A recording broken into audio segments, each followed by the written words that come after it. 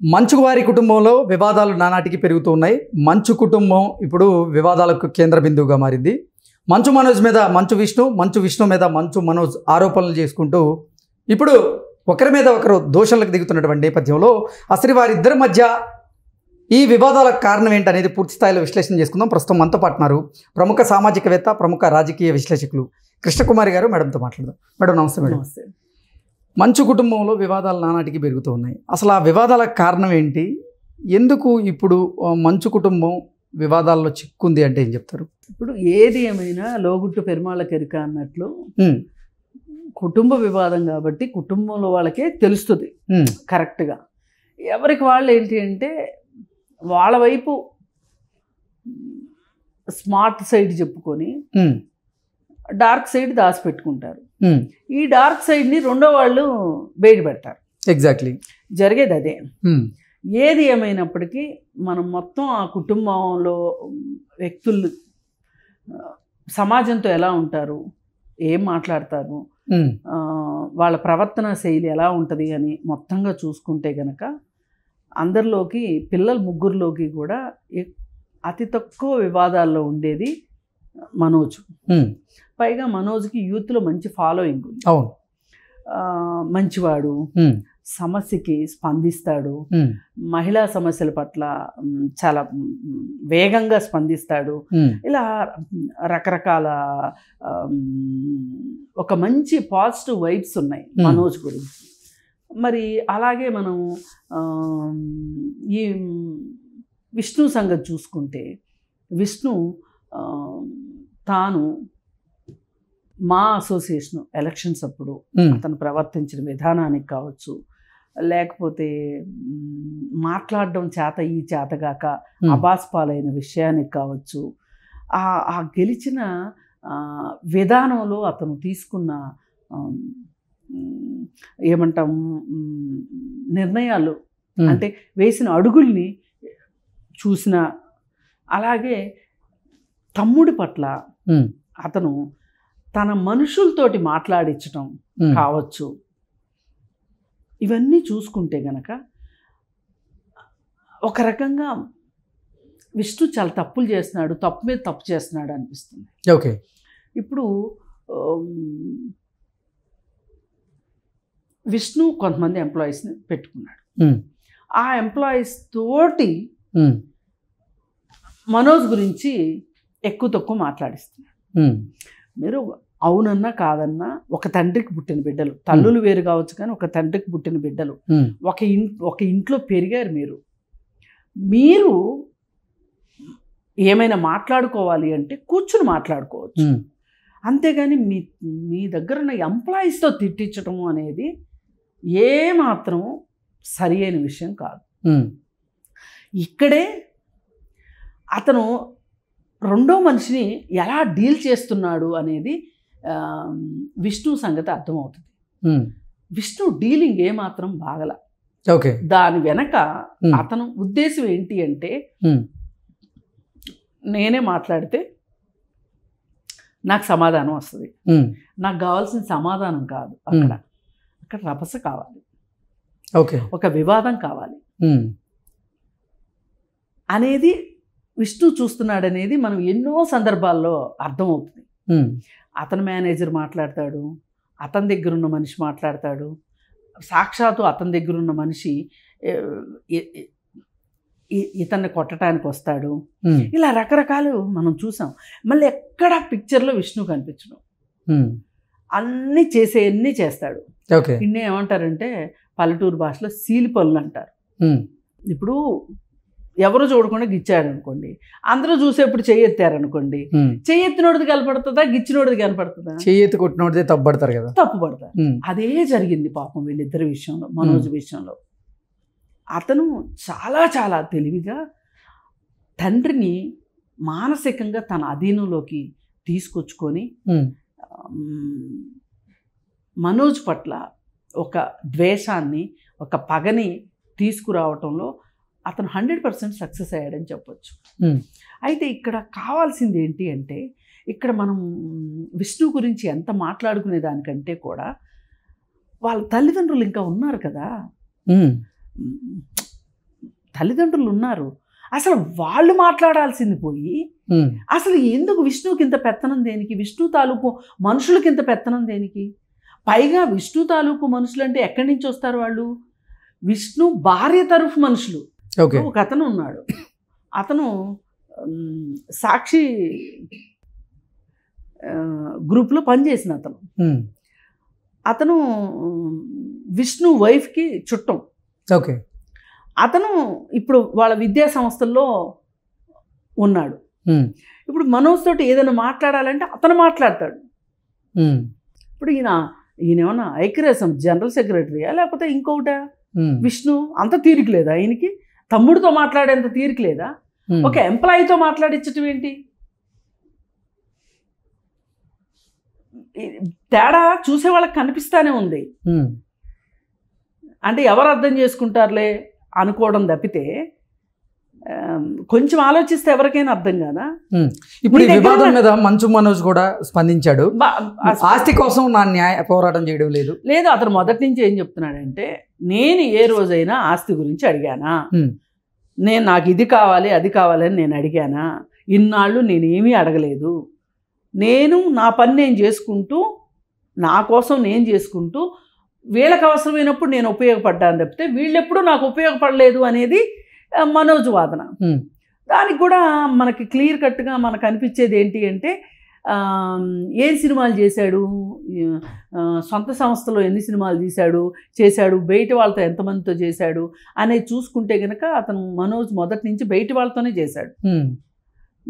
ఇతనితోటి ఇంట్లో విష్ణుతోటి ఇంట్లో బ్యానర్ సినిమాలు చేసింది.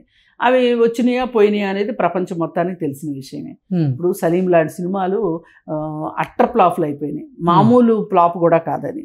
మరి అంతటి సంక్షోభాన్ని భరించడం ఆర్థిక సంక్షోభమేగా ఒక రకంగా. ఓ సినిమా పోయింది అంటే పాత రోజుల్లో లాగా 25 లక్షలకి 50 లక్షలకి సినిమాలు తయారు కావట్లేదు, ఇవాళ కోట్లు పెట్టాల్సి వస్తుంది కదా.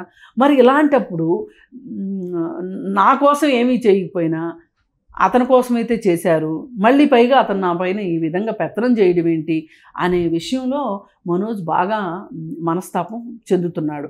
అంటే ఇది ఎలా వచ్చింది అంటే, విష్ణు ఏమో మొత్తానికి ఈ ఇంటికి యువరాజులాగా, సర్వాధికారిలాగా, గుత్తాధిపత్యం చలాయించేవాడిలాగాను, మనోజ్ ఏమో జీ హుజూర్ అంటూ బతకాల్సినట్లుగా పరిస్థితులు క్రియేట్ చేశారు. దానివల్ల సహజంగా వస్తాయి. అలాగే ఎక్కడో తండ్రి యొక్క అథారిటీని ఈ కొడుకు ప్రశ్నించాడు అనేలాగా క్రియేట్ చేయగలిగాడు మనోజు. ఇప్పుడు ఆయనకేంటి, నా అథారిటీని క్వశ్చన్ చేస్తారా? నా అథారిటీని క్వశ్చన్ చేస్తే నా ఆస్తి నేను ఎందుకు ఇస్తాను? నా ఆస్తి నేను ఎందుకు ఇస్తాను? నేను ఇవ్వను. నా స్వార్జితం అని మాట్లాడుతున్నారు మోహన్ బాబు గారు. కరెక్టే, మీ స్వార్జితమే, ఎవరు కాదంటారు. ఇప్పుడు అమెరికాలో లాగానో లండన్లో లాగానో ఆస్తి ఇంతంత ప్రైవేట్ ఆస్తులు ఉండవు ఇక్కడ ఉన్నట్లు. అక్కడ ఉన్నది కూడా ఏం చేస్తుంటారంటే వాళ్ళు ధార్మిక సంస్థలకు ఎక్కువ ఇస్తూ ఉంటారు, చారిటీ చేస్తూ ఉంటారు. ఇక్కడేమో ఎంత సంపాదించినా పిల్లలకే ఇస్తారు. నువ్వు అసలు యావదాస్తిని నేను దాన ధర్మాలకు ఇచ్చేస్తాను అంటే అది వేరే విషయం కాదు కదా, ఒకటికే ఇవ్వాలనుకుంటున్నావు. పైగా ఇక్కడ ఇంకొక పెద్ద కనిపించే విషయం ఏంటి అంటే, ఇవన్నీ ఈ పైన గొడవలన్నీ కూడా ఈ ఊరికే పై మాటలే. అసలు గొడవ ఏంటి అంటే ఆస్తే ఇక్కడ గొడవ. ఓకే, ఈ ఆస్తిని మనోజ్కు దక్కకుండా చెయ్యాలి అని విష్ణు సర్వ ప్రయత్నాలు చేస్తున్నాడు. కానీ మనోజ్ ఏమంటున్నాడు, అసలు నాకు ఈ ఆస్తులకి చేస్తుంది ఆస్తి కోసం కాదు, ఆత్మగౌరవం కోసం. నేను ఈ ఇంట్లో వ్యక్తిని అని నేను అనుకుంటున్నాను, మీరు కూడా అనుకోండి. అది మాత్రమే ఆత్మగౌరవం, అది మాత్రమే ఆత్మాభిమానం. నేనేమన్నా ఆస్తులు పంచమని అడుగుతున్నానా? నేనేమన్నా వాటాల కోసం నేనేమన్నా కోర్టుకు ఎక్కానా? ఇప్పుడు చాలా మంది కొడుకులు కోర్టులో వేస్తారు, ఏమనంటే వాటా పంచండి అని చెప్పి. పార్టీషన్ డీడ్ కోసం వేసేవాళ్ళు ఉన్నారు, హక్కుల కోసం వేసేది. కాకపోతే ఈ మోహన్ బాబు గారి విషయంలో అది చెల్లుబాటు కాదు. ఎందుకంటే మోహన్ బాబు గారు మొత్తం ఆయన స్వార్జితం కాబట్టి ఎవరు అడగలేరు. కానీ అతను ఆ విధంగా మోహన్ బాబు గారు అలా మాట్లాడడం వెనకమాల మనోజ్ చేసిన దానికంటే కూడా విష్ణు చేసిందే ఎక్కువ. ఎందుకు అంటే సింపుల్గా మనకు అర్థమయ్యేది ఏంటంటే అతనికి 4 పిల్లలు. ఎవరికి? విష్ణువుకి. ఇప్పుడు మనోజ్కి ఒక పాప. ఈ ఒక పాపకి 4 పిల్లలకి అనేసరికి ఒకవేళ ఆస్తి డివైడ్ అయ్యింది అనుకోండి, 2 కొడుకులకి సమానంగా పంచారు అనుకుందాం, ధీరుభాయ్ అంబానీ లాగా పంచారు అనుకుందాం. పంచితే ఏమవుతుంది? ఇప్పుడు విష్ణు ఆస్తి 4 పిల్లలకి వెళ్తుంది, ఇక్కడ మనోజ్ ఆస్తి ఒక పాపకి వెళ్తుంది. ఈ కుట్ర ఏమైనా విష్ణువులో ఉందా అనేది ఒక ప్రశ్న. రెండోది, అసలు విష్ణు అయినా ఆలోచించాల్సింది ఏంటి అంటే, నన్ను కనకపోయినా సొంత తల్లిలాగా పెంచింది అమ్మ. ఆ అమ్మకి కొడుకు మనోజు. నేను ఈ అమ్మకి ఏదన్నా రుణం తీర్చుకోవాలి అని అనుకుంటే గనక, పెంచిన రుణం తీర్చుకోవాలి అంటే గనక, నేను తమ్ముడిని బాగా చూసుకుంటే నా తల్లి సంతోషిస్తుంది కదా. ఇప్పుడు ఏ తల్లిదండ్రులకైనా పిల్లలందరూ కలిసిమెలిసి ఉండి బాగున్నారు అంటేనే ఆ తల్లిదండ్రులకి సంతోషం ఉంటుంది. ఈ మొత్తం హోల్ స్టోరీలో అందరికంటే ఎక్కువ కుమిలిపోతుంది, అందరికంటే ఎక్కువ బాధపడుతుంది నిర్మల్ గారని నా ఉద్దేశం. ఓకే. ఎందుకంటే ఆమె ఏమీ మాట్లాడలేకపోతుంది, ఆమెకేమీ హక్కులు లేవు. మోహన్ బాబు గారి ముందు ఎవరు మాట్లాడలేరు. ఆమె ఏం మాట్లాడుతుంది? తన కొడుకు గురించి ఆమె ఏం పోరాటం చేస్తుంది? నిజానికైతే మట్టుకు ఆ మనోజ్ కోసం నిలబడవలసింది ఆవిడ. నిలబడాలి కూడా. ఒక తల్లి అంటే నిలబడాలి పిల్లల కోసం. మరి వాళ్ళని కూడా సొంత పిల్లలానే పెంచింది కదా. మరి వాళ్ళు ఎందుకు మనోజ్తో ఇలా ప్రవర్తిస్తున్నారు? ఇవాళ మనోజ్కు ఉండటానికి ఇల్లు లేదు, అద్దెంట్లో ఉంటున్నాడు మనోజ్. మీకు కట్టుకుపోయినంత ఆస్తి ఉంది, ఏంటి ఉపయోగం? మీరు కన్నా పిల్లలకు ఉపయోగపడిన కాడికి నేను మోహన్ బాబు గారిని కూడా నేను సూటిగా అదే, నేను పెద్ద అంత ఆయనతో మాట్లాడగలిగినంత పెద్దదాన్ని కాకపోవచ్చు, కానీ ఒక్క నిమిషం ఆలోచించమా? అరే మనం ఇంత కష్టపడి సంపాదించేది ఎవరి కోసం? మన పిల్లల కోసమే కదా, ఆ పిల్లలకి ఇవ్వటం కోసమే కదా. ఇప్పుడు జల్పల్లిలో ఉన్న అంతపురం, జూబ్లీహిల్స్లో ఉన్న ఇల్లు, ఇవి కాకుండా స్కూలు, యూనివర్సిటీ, అది డీమ్డ్ యూనివర్సిటీ, ఇన్ని ఆస్తులు పెట్టుకొని మరి మనోజ్ ఎందుకు కష్టపడాలి, అద్దెంట్లో ఉండాలి, ఎందుకు ఉండాలి అని ఆలోచిస్తే ఏ మాటకు ఆ మాట. నాకు వ్యక్తిగత పరిచయం కూడా ఉంది అతనితోటి. అతను ఏమి అసలు కేర్ చేయట్లా. ఇప్పుడు నిన్న చేసింది కూడా ఏంటి అంటే, అసలు నిజాలు ప్రపంచానికి తెలియాలి, తానేం కష్టపడుతున్నాడో తెలియాలి అని మాట్లాడాడు తప్పితే, తన పెంపుడు జంతువులు ఉన్నాయనో లేకపోతే తన సామాను ఉందనో వెళ్ళాడు తప్పితే, తనకు ఆర్డర్ ఉంది కాబట్టి వెళ్ళాడు. ఆర్డర్ లేకపోతే వెళ్ళాల్సిన అవసరం కూడా లేదు. కోర్టులను శిరసావహించేవాళ్ళే. కానీ ఆ ఆర్డర్ ఉండగా వీళ్ళు దిగువ కోర్టులో ఒక దొంగ ఆర్డర్ తీసుకొచ్చుకున్నారు. ఇది చాలా చాలా చాలా చాలా తప్పు చేశారు వాళ్ళు. ఇప్పుడు ఈ విషయంలో వాళ్ళు బాగానే చట్టానికి బాగానే దొరుకుతారు. అతను వస్తువులు ధ్వంసం చేయటం కావచ్చు. ఇప్పుడు ఏదైనా ఒక ఉమ్మడి ఇంట్లో వస్తువులు ఉన్నాయి అన్నప్పుడు, ఉమ్మడి సంసారం అంటే ఏంటి అర్థం? ఒకళ్ళ హక్కులను ఒకళ్ళు పరిరక్షించాలి, ఒకరి మనోభావాలను ఇంకొకరు గౌరవించాలనే కదా. అవును. అలాంటిది అతని వస్తువులన్నీ తీసి పక్కన పడేసేసి, అతని కారులను దొంగతనం చేసి ఎక్కడెక్కడో వదిలిపెట్టి ఆ కారులను ఎత్తుక్కుంటా తిరగటం, ఇంత మనోవేదన అవసరమా?